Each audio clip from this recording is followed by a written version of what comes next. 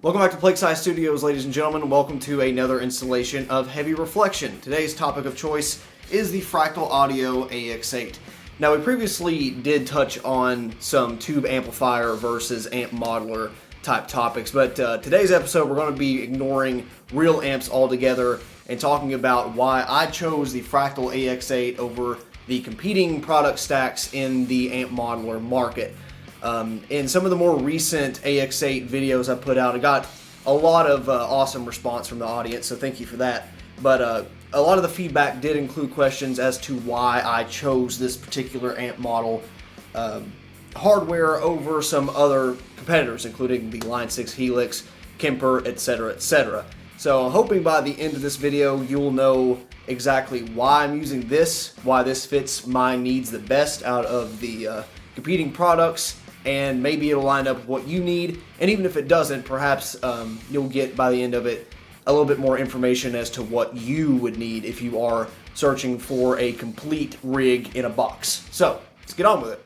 Those of you that have been looking into amp modeling recently probably noticed that there's three main players in the industry. You have Fractal Audio, who makes the AX8, AX8, you have Line 6 that makes the Helix products, and you have Kemper. And there's some other minor players like Positive Grid. There's the Headrush pedal, which is basically an 11 rack in a pedal board. But given that Line 6, Fractal Audio, and Kemper are the bigger names in the industry and the ones that I primarily looked at myself, and I'd say a lot of the more serious players out there will be, that's the ones we're going to be focusing on for my comparison with this thing. There's a little bit of background about what I've used in the past and the needs I was trying to fulfill when looking for a real high quality amp modeler. I've always been a multi-effects unit guy. I like having a lot of different sounds at my disposal without spending a whole lot of money. Even if it meant that the distortion quality wasn't amazing, I'd rather have a few really nice distortion pedals and gain simulations that I could throw in front of a dirty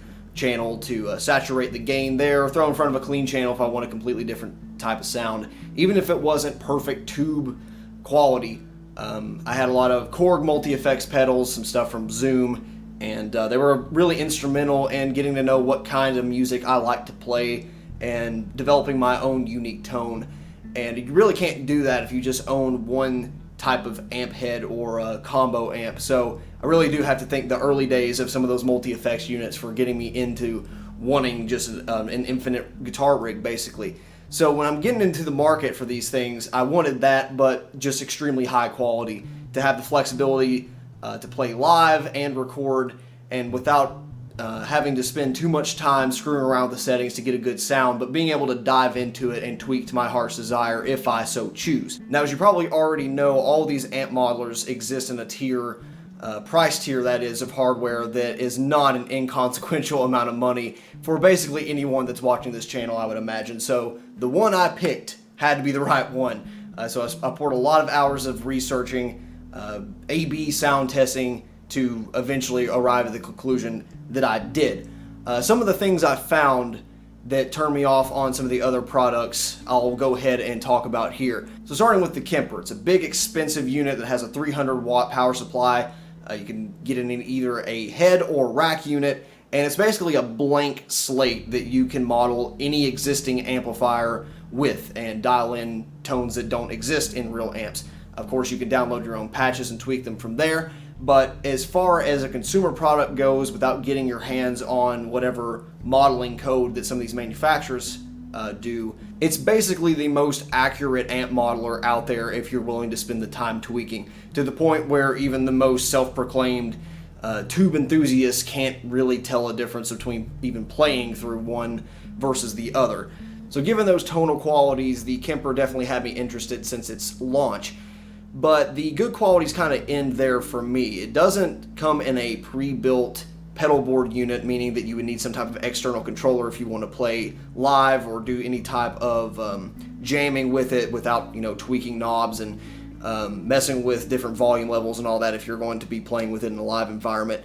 Another thing, though, was the effects quality. And while they're certainly serviceable, they're really good, they're not what I would expect for something if I'm going to be paying $1,500 plus compared to stuff like Line 6 and Fractal Audio. Not only do you have a lot more options in your signal chain in Line 6 and Fractal Audio products, but they're of higher quality in my opinion, to the stuff that I've heard. And if I'm going to be spending that much money on something just to model an amplifier, it doesn't really make sense when you can compare it to other things that do the amp models pretty much 99% as well, but also have a expansive library of choruses, delays, flangers, rotary, wah, all that good stuff.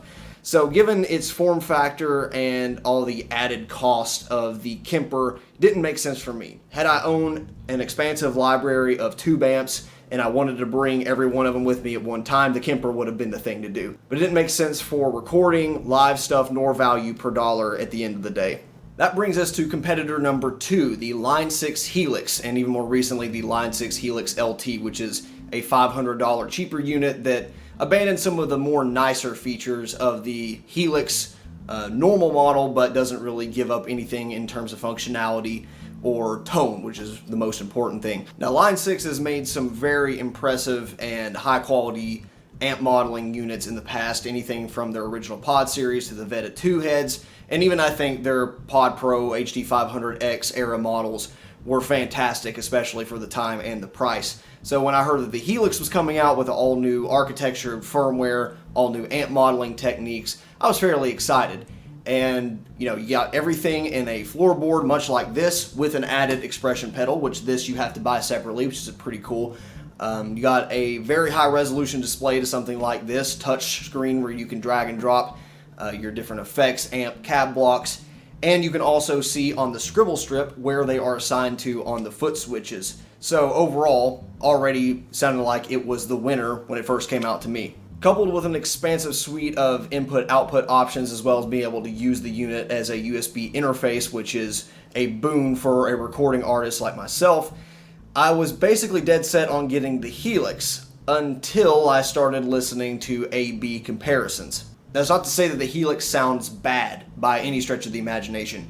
You listen to any of the clean tones, even distorted tones on its own, it sounds pretty fantastic. They have a huge array of high quality effects, just like Fractal Audio does, but compared to Fractal and to the real amplifiers they were going to, there's just some type of fizzy, digitally quality to the Helix that I think is still part of the Line 6 sound to me. It's not necessarily a bad thing, and if you want to tweak and dial it out, I'm sure you can, but between the amp models and the cab models, which a lot of the times I feel make or break a amp modeler, it didn't really live up to what I thought a $1,500 product should have been. And had the LT been out at the time I was looking for one of these things, maybe I would have sprung for it anyway. But after I listened to countless comparison tests between the AX8, the Kemper, and the Helix, I just couldn't shake this feeling of possibly regretting purchasing the Helix, even though it did have a lot of creature comforts, which the other two units did not have.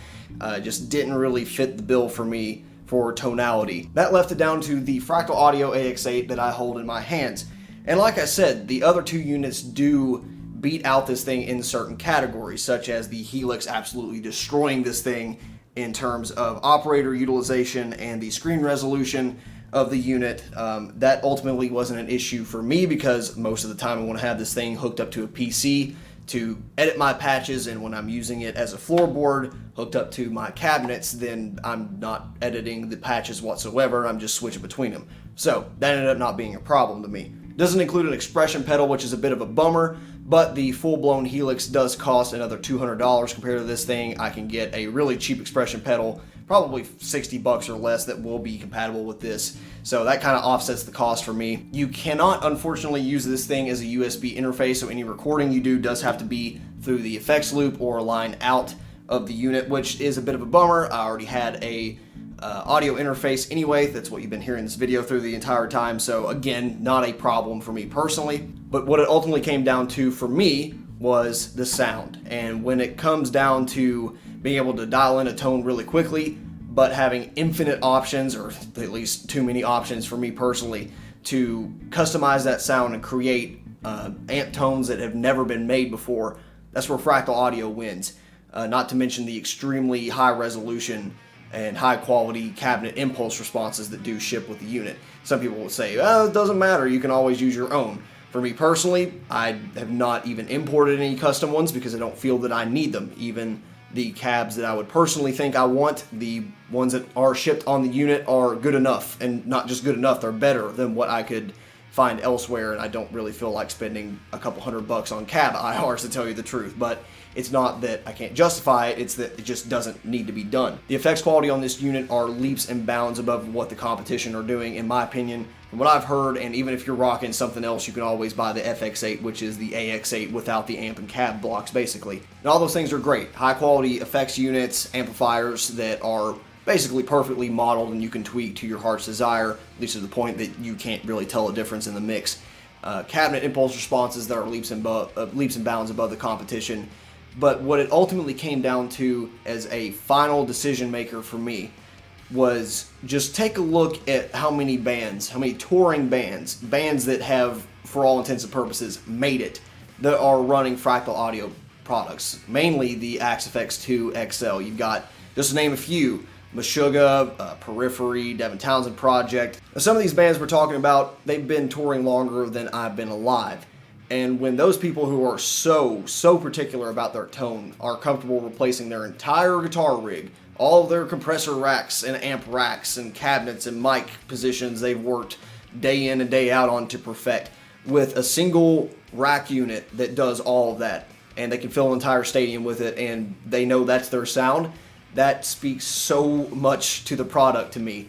And to have that in a floorboard that I can use as both a pedal board for live stuff, for practice, and for recording, that was it. That was the product I was going to get. Don't mistake this for being merely a case of brand recognition. Were that the case, I'd have just bought Line 6 because that was the only one that I knew at the beginning of this journey, at least through and through. I'd played with a bunch of those products before. This wasn't just, oh, that guy's playing a Marshall amp, I gotta have a Marshall amp too. This was being proven over years and years, cumulatively probably centuries of touring by bands that I personally respected and whose tones I loved. So considering all of that, considering the ease of use and all the use cases that I needed the unit for, the quality of the effects, quality of the amplifiers, quality of the cabs, it came down to the AX8 for me. I think it's the best value per dollar in terms of pure tone and user friendliness overall. Now that's to say you can't get a good sound with Helix or Kemper if you're just willing to spend your time with it, and your use case is probably going to be a bit different than mine. If you're a touring musician, you're probably fine with a rack Kemper that you touch once and never again. Or maybe if you do more live playing than you do recording, or you don't own an audio interface already and you think the Line 6 sounds good, go for the Helix. That's cool. This is to say that all amp modelers out there are pretty damn good. If you spend over $1,000 on a product today, I don't think you're going to be very disappointed. You're just going to have to probably tweak a little bit more here or there depending on which product you get.